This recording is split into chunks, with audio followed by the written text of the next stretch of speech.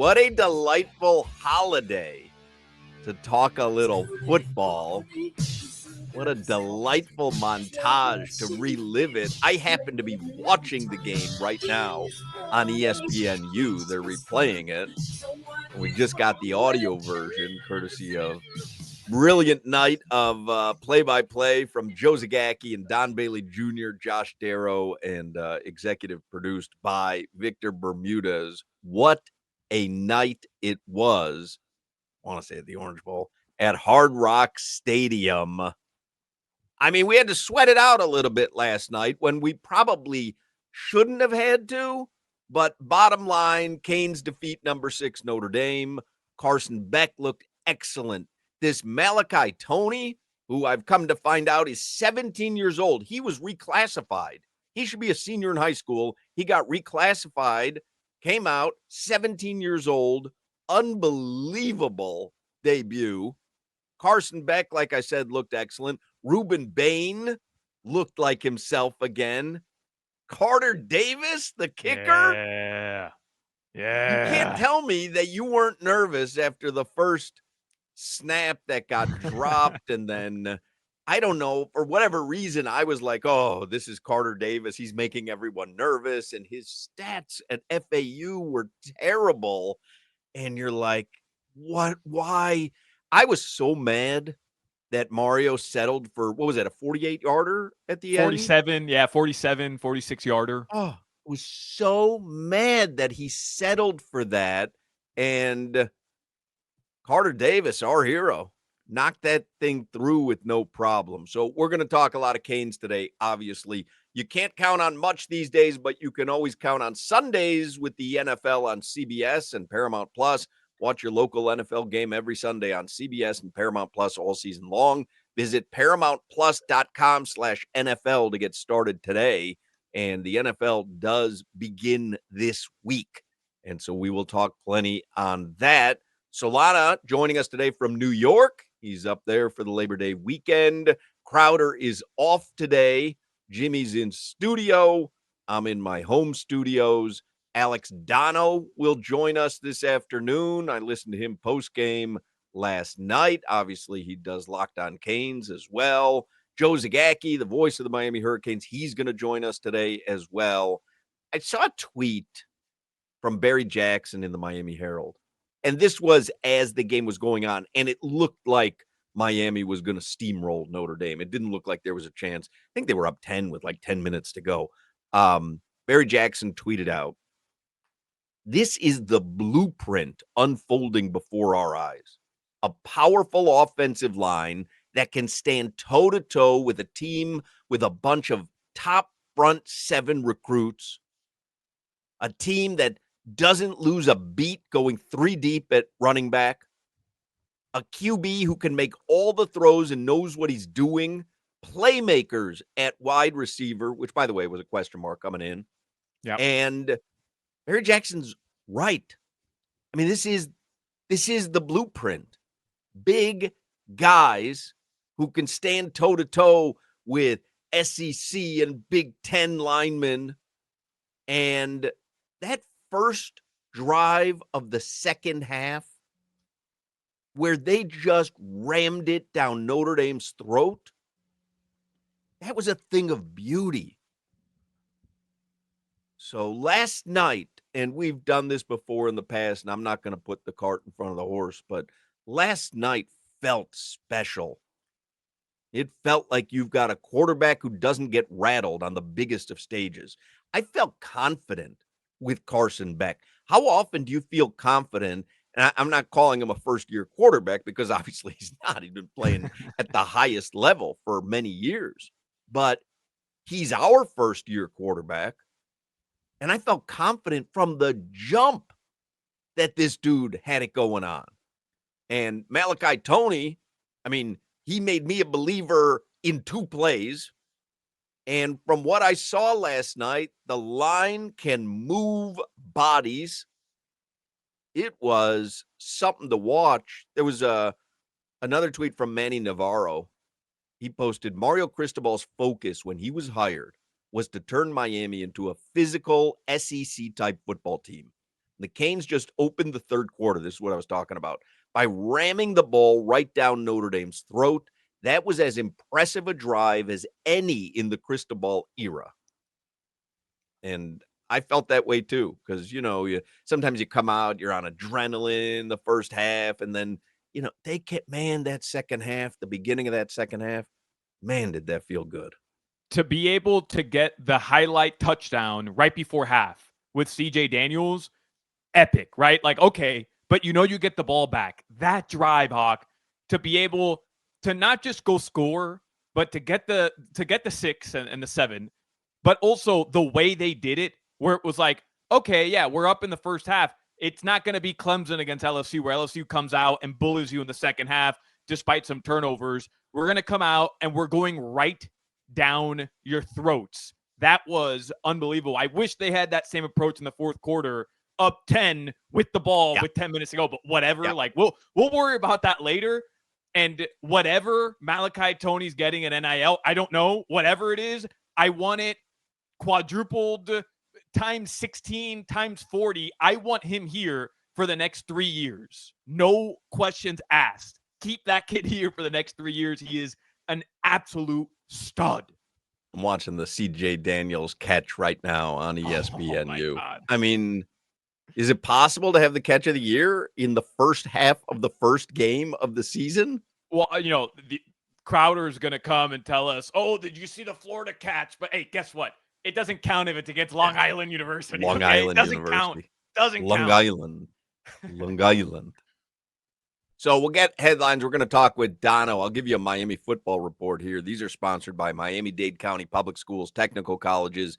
MDCPS technical colleges offer over 60 affordable accredited programs, day or evening, hands-on training aligned with local employers. Call 305-558-8000 or visit careerinayear.com and launch your future today. Your Dolphins 2025 team captains. See if a name jumps out at you for not being on the list. Tua Tagovailoa, Zach Sealer, Alec Ingold, Jordan Brooks, Bradley Chubb, and Aaron Brewer. No Liam Eichenberg? What? That's right. No Jack Jones. So yeah, no good, Tyreek. Man. Good. Who was a captain. Yeah, it is good. Good. It is good.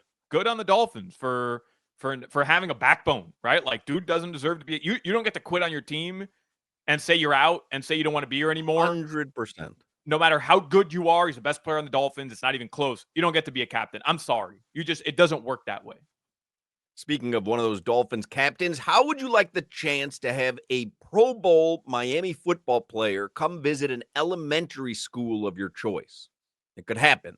It's WQAM's MVP experience with Zach Sealer, and he's on board. He'll speak at a school. Here's what you do.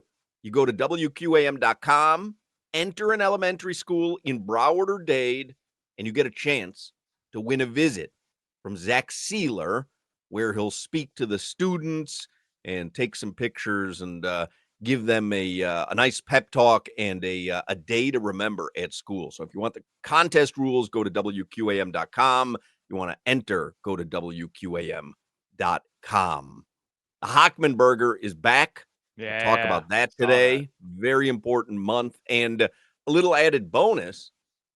I'll talk more about the Hockman Burger, but a little added bonus. $1 from every Hockman Burger sold this month will go to Twan Russell's Russell Education Foundation. And I had asked John over at Tucker Dukes, like the burgers of the month. Last month, remember, was the Columbiana. Like, what's a good sales number? So he said like 300 to 400 burgers of the month for the month. So I said, all right, let's shoot for 500. Let's shoot to sell 500 Hockman burgers.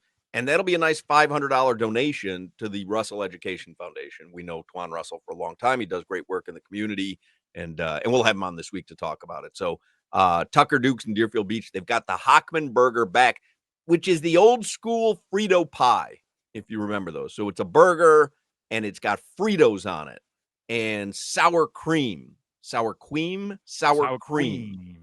And it's got the Fritos and the sour cream and the the shredded cheese. It's not melted. It's sprinkled on like a taco, like an old Frito pie. I'll get into it, but it is a fantastic burger, and it's available. Today is the first day. It's at Tucker Duke's. They're only open till 4 today because of Labor Day. So, Hockman Burger, go get yourself one. Headlines brought to you by Durrell Volkswagen. Durrell VW just broke the rules of gravity. Prices are falling so fast, we think it might be Notre Dame's ranking. I don't know. Prices are falling so fast, we're checking for a crater. Volkswagens price like they lost their minds. Durrell VW, buckle up. No one sells for less. No one. Or Bama's as well. Hawk. Tell you what, they're going to drop a little bit too. Bama's going to drop. FSU, people are going to talk about them. Interesting.